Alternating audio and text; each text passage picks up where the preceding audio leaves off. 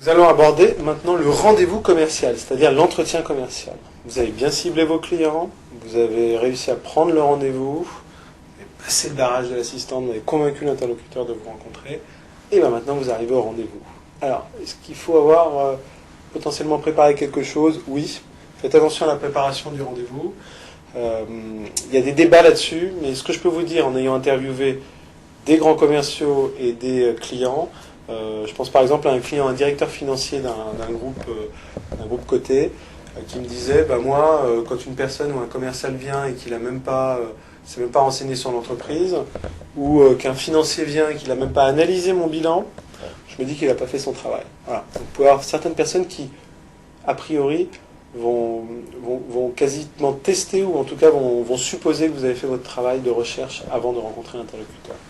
Bien sûr, ça ne vaut que pour des entreprises pour lesquelles l'information est publique ou en tout cas facile à obtenir.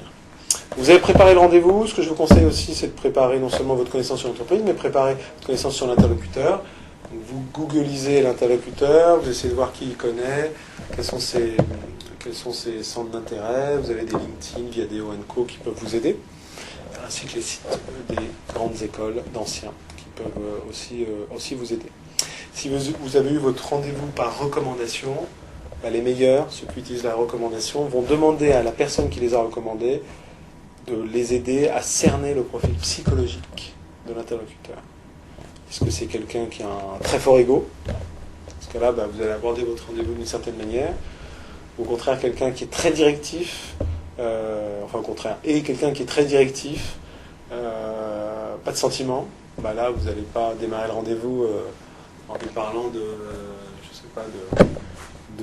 ces animaux de compagnie ou de ce que vous voulez, aller directement droit au but, ou alors quelqu'un qui au contraire est très empathique. Donc là, vous allez au contraire favoriser la relation au départ.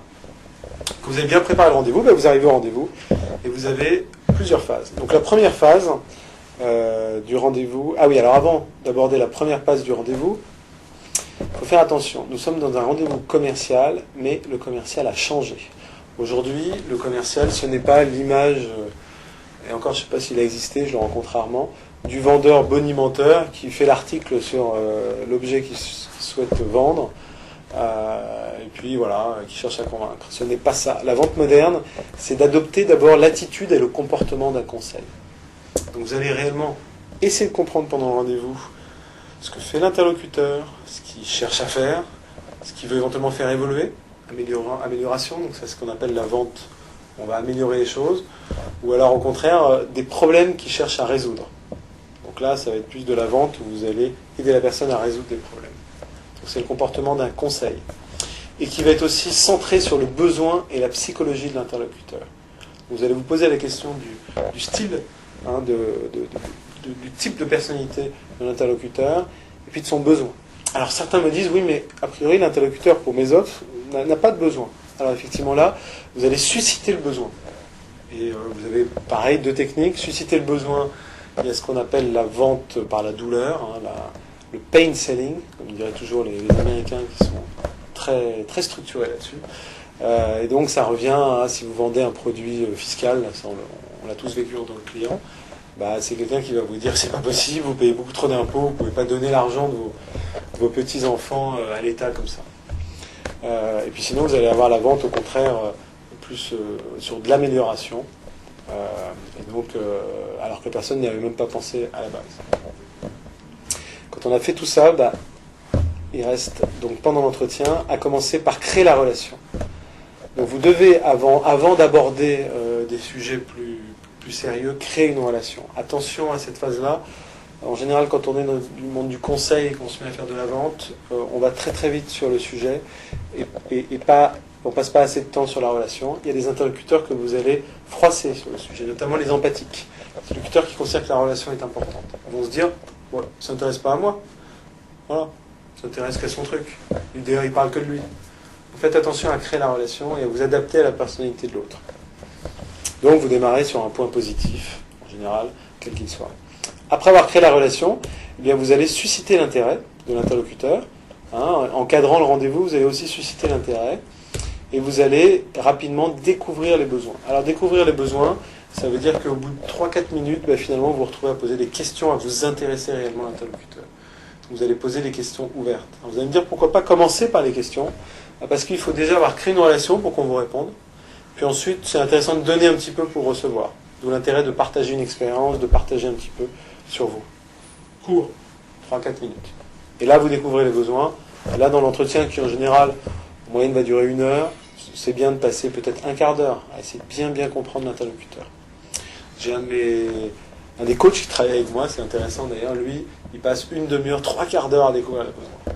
Parce qu'il s'intéresse tellement qu'il approfondit. À un moment, il faut savoir s'arrêter, vous en avez suffisamment, vous avez découvert des choses intéressantes, vous allez passer en phase d'argumentation, vous allez présenter votre offre. Et vous allez donc proposer à l'interlocuteur de bénéficier, bien sûr, de vos services, mais pour être sûr de réussir tel projet, tel sujet. Vous allez chercher à vendre de l'usage, plus qu'un produit, les caractéristiques d'un produit. Vous allez toujours vous demander à quoi ça sert, comment ça va être utilisé, qu'est-ce que cette personne va faire avec mon service, mon offre. Et puis ensuite, en général, vous êtes... avant ça, vous apportez des preuves. C'est très important d'apporter des preuves, donc des visuels, des références, des articles, des success stories. Et donc là, grâce aux outils informatiques, vous pouvez montrer des vidéos de clients satisfaits, vous pouvez montrer vraiment beaucoup de choses qui permettent des citations de la presse aussi. C'est toujours intéressant d'avoir un référent. Bref, essayez d'apporter des preuves de ce que vous dites, que ce ne soit pas simplement un argumentaire avec des choses qui vont bien, mais on ne voit pas très bien les preuves. Ensuite, vous allez répondre aux objections. Et là, vous allez faire attention, parce que toute question qui est posée par un client, il faut les voir avec bienveillance. Et donc, et toujours se dire, tiens, qu'est-ce qu'il y a derrière? Donc, vous commencez toujours par accuser réception. Oui, je comprends que c'est important pour vous. Quelqu'un qui vous dit, mais c'est beaucoup trop cher, autre chose, d'accord, je comprends que le prix est important.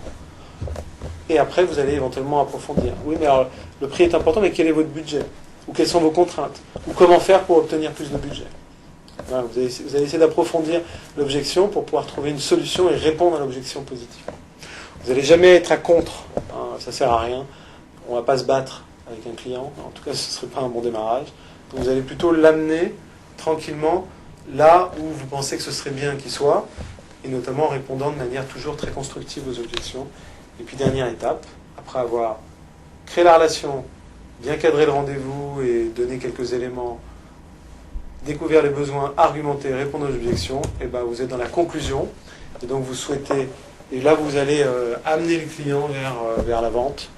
Ça peut être très naturel, c'est-à-dire que vous n'avez même pas besoin du contrat, vous amenez le client dans le projet, en prenant un rendez-vous de démarrage de projet, si c'est un projet, ou en lançant une commande, et puis voilà, et puis la formalité c'est de signer le contrat. Bien entendu, ça ne marche pas à chaque fois, dans certains secteurs, on ne vend jamais au premier rendez-vous.